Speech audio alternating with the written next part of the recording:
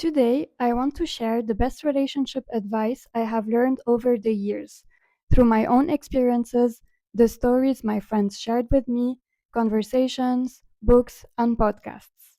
Let's dive in. The first advice is to compromise on the nice to haves, but never on the must haves. And this one is huge.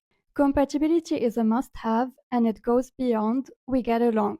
I'm talking values, lifestyle, long term vision, emotional needs, and yes, physical connection. When you align on the fundamentals, you don't avoid the challenges, but you do have the foundation to navigate them together. Your must haves are the things that make you feel safe and respected: trust, shared values, being heard, and being able to grow together. Nice to haves are everything else: hobbies, music preferences, lifestyle, where you live, and so on. It's healthy to compromise on preferences. But when you start compromising on your core needs, resentment grows quietly in the background. If you have to turn down your personality or silence your needs to keep things calm, something is off. Healthy relationships don't require you to shrink yourself to keep the peace.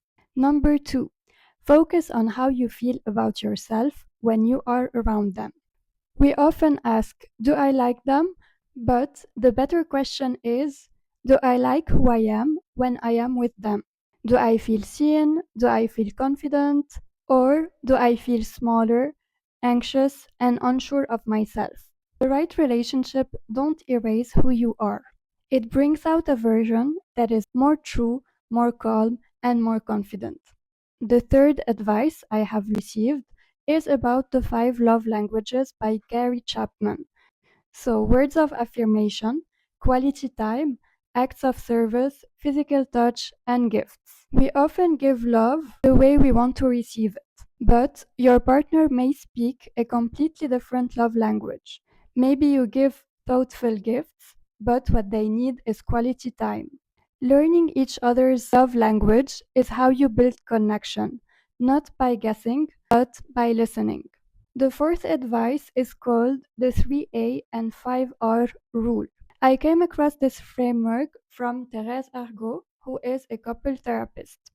You know it's love when three things come together: attraction, affection, and admiration. But to know if it's the right person for you, you need to look for the 5 R's and ask yourself if you are giving them back too. They respect you, they reassure you, they revive your dreams, they release your laughter, and they help you radiate. This won't predict if your relationship will work or not, but it does give you a solid basis to reflect on. Number five, don't wait for a crisis to have real conversations. Talk about values, fears, expectations early and often. Many people avoid expressing their needs because they fear conflict. But avoiding honest conversation is what creates conflict later. Your partner can't read your mind even after years together. Clear communication might feel uncomfortable sometimes, but it prevents frustration, disappointment, and resentment. Number six, in a healthy relationship, no one should feel taken for granted. If you feel unseen, or if something inside you keeps telling you that something is off, listen. Intuition is a huge part of decision making. Your body often knows before your mind does. If a relationship constantly feels heavy, unbalanced, or draining, don't ignore those signals. Number seven, when needs aren't being met, it's okay to walk away. Sometimes two people love each other but can't meet each other's core needs. And it's okay, since leaving isn't giving up, it's an act of self respect. And here's something important: just because something feels familiar doesn't mean they are right for you. Sometimes what feels familiar is simply what's unhealed. Patterns we've repeated, dynamics we grew up with, or versions of love we normalized. Healthy love may feel different: calmer, steadier, and safer. And that difference can be uncomfortable at first simply because it's new. Love isn't about finding a perfect person, it's about finding someone whose imperfections you can live with and who can live with yours. Someone once told me, loving someone is choosing which of their flaws you can tolerate, and honestly, it's true. Relationships aren't always fireworks.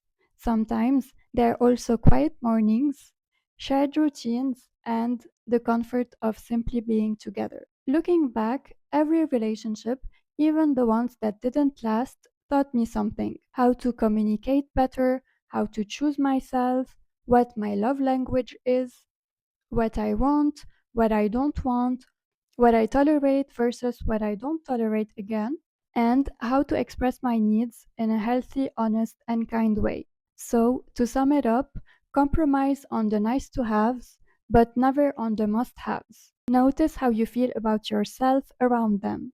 Speak your needs and learn theirs. Listen to your intuition, it usually knows. And remember, leaving when your needs aren't being met isn't failure, it's clarity. If this resonated with you, I'd love to hear in the comments what's the best relationship advice you have ever received.